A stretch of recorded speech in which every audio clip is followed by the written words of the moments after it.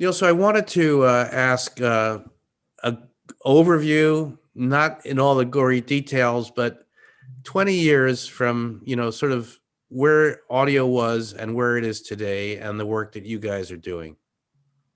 So it's interesting. Our thesis when we started the company was spot on. It's proving to be perfectly spot on. Our timing is off by a few years. Back in 2002, when I started working on the thesis, no one was really focused on audio at all. There was radio, but in the digital world, it was all about video, which is exactly what left a wide open lane for us to explore. When launching the company in 2006, still at that time, it was still pretty nascent. By 2010, it started developing, and here we are in 2020. Although we thought 2020 would be more like 2015, 2016, perhaps, so just a few years delayed. Audio is primary, it's booming, it's exciting. It's both in the traditional radio form around the world, but it's also in the live streaming audio and then on demand audio, which is, of course, podcasting, which is a great craze right now. So Neil, tell us a little bit about how you guys, kind of power the infrastructure, advertising, distribution. Just kind of give us an overview of Trident's role. Sure. So we are if I had to say this very simply with non-technology terms, even though we're a technology company, we are the plumbing that bridges the supply side to the demand side. So we provide the plumbing or the infrastructure to publishers around the world in order for them to connect to their audiences. And by connecting to their audiences, they are then able to serve ads and monetize. And then, of course, the separate piece of our business, or the second prong to our business, is measurement, which we provide data and analytics, very specific and detailed data and analytics to our subscribers, so that supports the monetization. So broadly speaking, what are the opportunities for publishers and how is it changing, and what are some of their expectations?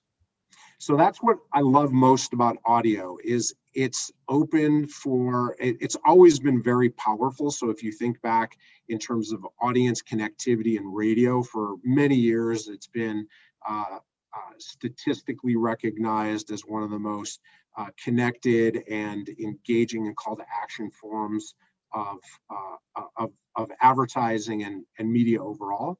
With digital audio, there's targeting and targeting attributes that are introduced, but there's also this live and on-demand component in the current world, which is, again, podcasting and digital, which removes all the barriers from the towers.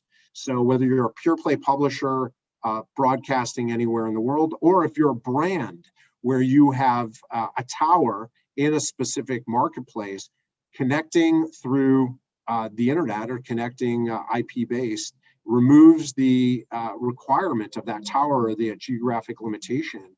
And so anyone can connect to that brand from any place around the world. And it works whether you've relocated, it works whether you just have an affinity for the content or the content curation.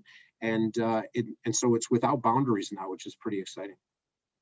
So Neil, let's talk about data a little bit, and the data sources that you guys use, how that's used by your publishers, what's expected from the buy side, KPIs. Give us an overview from planning to results and performance. So the data that we provide is captured on a one-to-one basis. So there's no estimates, no panels, no guesswork whatsoever. It's real information, which advertisers and the advertising community marketers are appreciating very much, especially with a lack of data around audio overall. There's been a global positive reaction for our metrics and the data suite that we provide to support our publishers. At the advertising agency level, for many years now, since approximately 2009 or so, our Webcast Metrics product has been the currency for digital audio. It's used for buying decisions, which is now in the billions of dollars of transaction, and that's happening similar for podcast metrics, which is the podcast measurement product.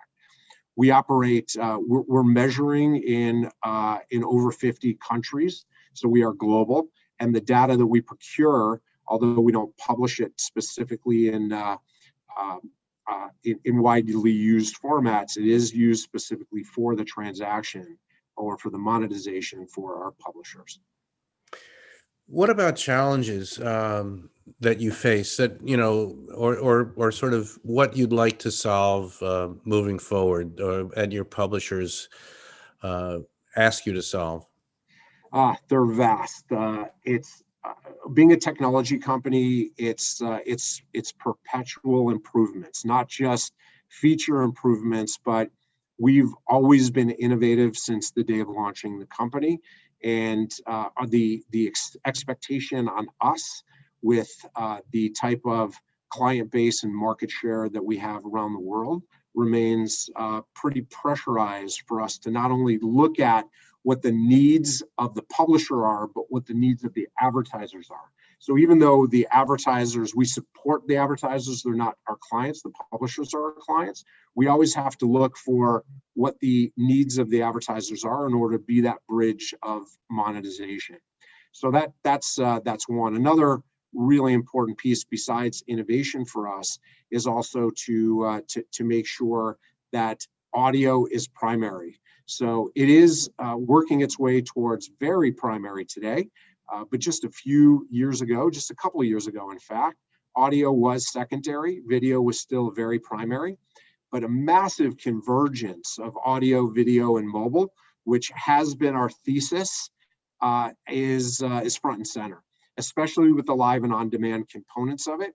So when we take a look at the access to content and without any type of restrictions, and making sure, of course, on behalf of our clients, when someone wants to access it, that the infrastructure works and the data and analytics work is critically important. We do everything at an enterprise level, so it's built for strength and durability and expansion. It's scalable and sustainable. So as our clients grow and their audiences grow, we typically grow with them. So they need the support of we like to call it bulletproof. Of course, with technology, it's not ever perfect, but it's awfully close in order for us to be able to scale and provide that connectivity. And let me ask you about the programmatic marketplace for audio. I know you guys, as part of your service, it's kind of like an SSP. You help publishers with their programmatic ad sales. Tell us about the maturity of the programmatic on the sell side. What's happening in that space and where it might be going in the new year. So there are companies that are really pushing programmatic for the last several years. TrueOptic is a great example of pushing audio connectivity and having some sort of programmatic components to it. I did believe that programmatic was going to be more mature for audio around 2017 or 2018. One of the real accelerants of the programmatic growth that we've experienced in 2020 has been COVID. Just the idea of automation for execution, not just from an expense standpoint, but it's extremely practical and efficient in order to execute. And as a result of that, there is a massive surge of programmatic or automated execution in digital audio in the last 9 months or so. It's been exciting to watch, but it's also a bit behind some of the other media like video. So there's a catch-up happening, which doesn't surprise me at all, as I mentioned, but it's got a long runway in front of it as well. So we're still, in my view, in the first inning of programmatic audio.